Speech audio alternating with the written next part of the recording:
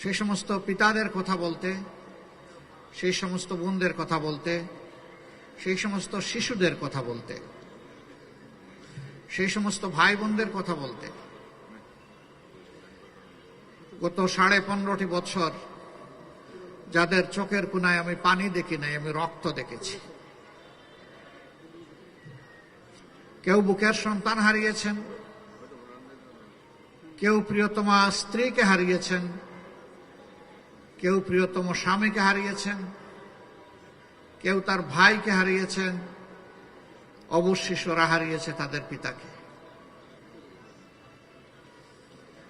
তাদের কাছে যখন যেতাম তখন নিজেদের বুক ধরে রাখতে পারতাম না।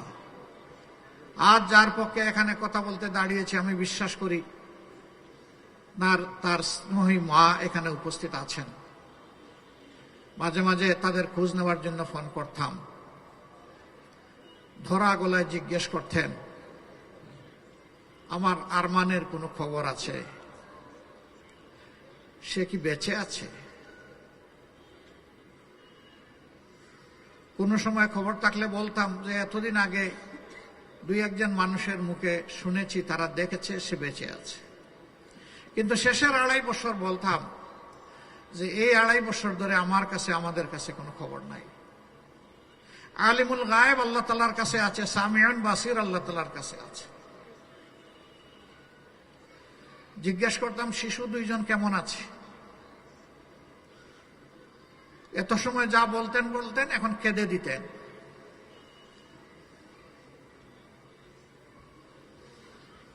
বলতেন ওদের নিয়েই আমার সমস্যা। যখন আমার ফোনে কোনো কল আসে, রিং যখন বেজে উঠে, আমার নাতনি দুটি দৌড়াই এসে বলে, দাদু এটা কি আব্বার ফোন? যদি আব্বুর ফোন হয় আমাদেরকে একটু কথা বলতে দাও।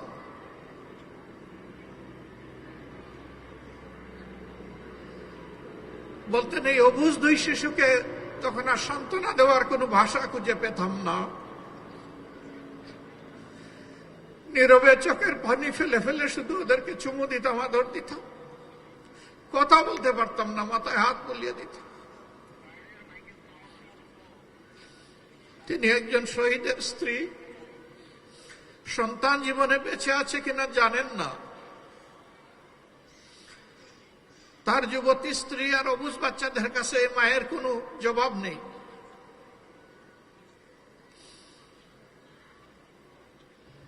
আল্লাহ তাআলা আরমানকে বাঁচিয়ে রেখেছে,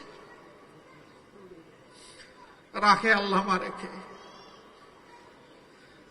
তিনি তার মায়ের বুকে, স্ত্রীর বুকে, সন্তানদের বুকে, প্রিয়জনের বুকে, আপনজনের বুকে, আমাদের বুকে তাকে ফিরিয়ে দিয়েছেন। আলহামদুলিল্লাহ রাব্বিল আলামিন। সম্মানিত ভাই বোনেরা, কি অপরাধ ছিল আরমানের, কি অপরাধ ছিল তার পিতার এবং পিতার বন্ধুদের? এই জবাব আমি দিব না, আমার আল্লাহই জবাব দিয়েছেন। ওমা নাকামু মিনহুম ইল্লা ইউমিনু বিল্লাহিল আজিজিল হামিদ। এছাড়া তাদের আর কোনো অপরাধ ছিল না। তারা বলেছিল আমি আল্লাহর পরিমাণ এনেছি, মহাপরাক্রমশালী, প্রতাপশালী, মর্যাদাবান আল্লাহ ছাড়া কাউকে মানি না। যেহেতু তিনি মহাপরাক্রমশালী, তাই শুধু তারই প্রশংসা করি। এই কথা বলাই তাদের অপরাধ।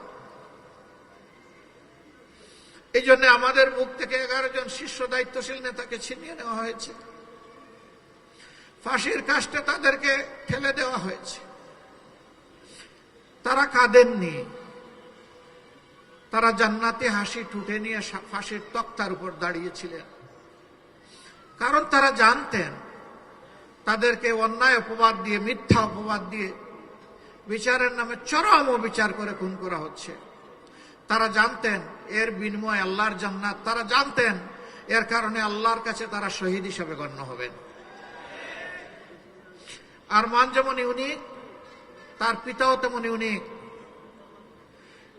তিনি এদেশের যুবকদের, যুবতীদের ভাগ্য বদলানোর একজন কারিগর ছিলেন।